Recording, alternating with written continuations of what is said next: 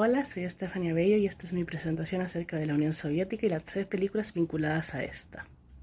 El colapso de la Unión Soviética. Para comenzar esta presentación, me gustaría citar al ex secretario general de las Naciones Unidas, Kofi Annan.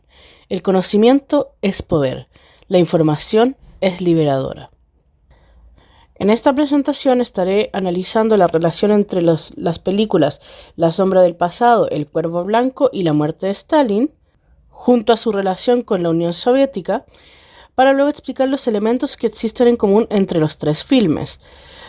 Después, explicaré qué elementos que se encuentran en estas películas reflejan las situaciones o contradicciones que llevaron al colapso de la Unión Soviética, para finalmente terminar con una conclusión y pensamientos finales propios.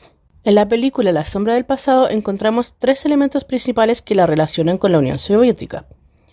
Para empezar, tenemos el contexto histórico en el que se desarrolla la película, ya que esta se desarrolla en Alemania del Este, que fue un estado socialista ocupado por la Unión Soviética después de la Segunda Guerra Mundial. Al desarrollarse en este lugar, la película refleja la opresión constante que existía en el régimen comunista, así como la vigilancia constante y la censura a la que estaban expuestas aquellas personas que vivían o habitaban territorios soviéticos. Después tenemos la búsqueda de la verdad. El protagonista de la película, Kurt, intenta desentrañar los secretos de su pasado y la historia de su familia. Esto se relaciona enormemente con la búsqueda de la verdad que se produjo en la Unión Soviética después de la caída del régimen, cuando los crímenes del pasado y las mentiras del sistema fueron revelados al público en general. Finalmente tenemos el poder del arte.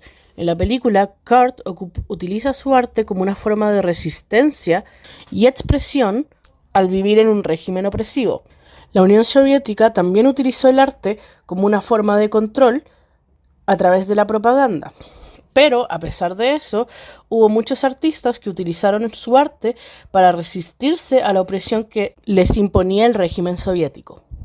Entre ellos podemos encontrar a la poetisa Anna Akhmatova, al pintor Vladimir Bouguerin o el poeta y dramaturgo Alexander Galich. Pasando a la película de La muerte de Stalin, su relación con la Unión Soviética es muchísimo más obvia, ya que es una sátira de lo ocurrido en el régimen después de la muerte de su dictador. En esta sátira se nos muestra la lucha por el poder que se desató después de la muerte de dicho hombre y refleja la realidad de la Unión Soviética, donde el poder no era nunca seguro y siempre estaba rodeado de maquinaciones y conspiraciones constantes.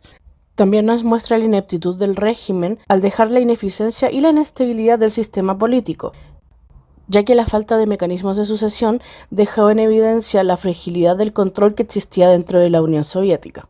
Esta película también nos muestra cómo el control dentro de la Unión Soviética se mantenía a través de la censura y la propaganda, ya que en dicho régimen toda información que se daba al exterior o incluso dentro del propio régimen era totalmente controlada por el gobierno, y aquellos que se atrevían a criticar o intentar ir en contra de lo que el gobierno opinaba eran rápidamente silenciados. Finalmente tenemos la película El cuervo blanco. Esta nos muestra primero la opresión artística que existía dentro del régimen soviético, ya que todo el arte que los artistas creaban debía ser controlada por el gobierno, y asimismo el gobierno era quien controlaba las posibilidades que cada artista tenía de triunfar. También nos muestra la deserción que existió dentro del régimen. El momento en el que Nureyev decide desertar a Occidente refleja la realidad de muchos artistas e intelectuales que tuvieron que desertar del régimen soviético para poder encontrar su libertad. En esta película encontramos una vez más la propaganda.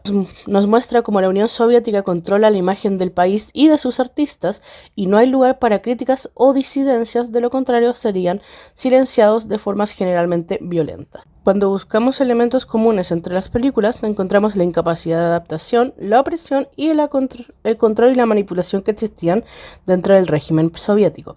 Incapacidad de adaptación en el sentido de que no eran capaces de adaptarse a las necesidades de sus artistas, y tampoco fueron capaces de adaptarse a las necesidades políticas una vez que Stalin falleció. Opresión por el mismo hecho de que no existía libertad artística y de expresión, y tanto el arte como la información eran totalmente controlados por el gobierno. Y en cuanto al tema de control, volvemos al tema de control y manipulación. El gobierno controlaba la narrativa de lo que sucedía dentro del régimen y manipulaba cualquier información dada tanto al mundo exterior como a aquellos que vivían dentro de la Unión Soviética. Para concluir, me gustaría tocar 3 puntos que a mí me parecen importantes. El primero es que estas películas ofrecen, de una forma u otra, una crítica a la Unión Soviética y a aquellos que estaban relacionados con el régimen. No solo por lo ineficaz que era su sistema de gobierno en cuanto a temas de sucesión, me parece importante el realizar una reflexión no solo acerca de los hechos que conllevaron a la caída de la Unión Soviética, sino que también reflexionar acerca de cómo la información y la verdad y el acceso a estos pueden darle poder o quitarle poder a diferentes personas. Creo que lo sucedido con el régimen soviético no solo nos enseña la importancia de estar constantemente buscando la verdad, sino que también nos enseña que un control nacido en base a mentiras y manipulaciones está destinado a derrumbarse tarde o temprano. Muchas gracias por escuchar.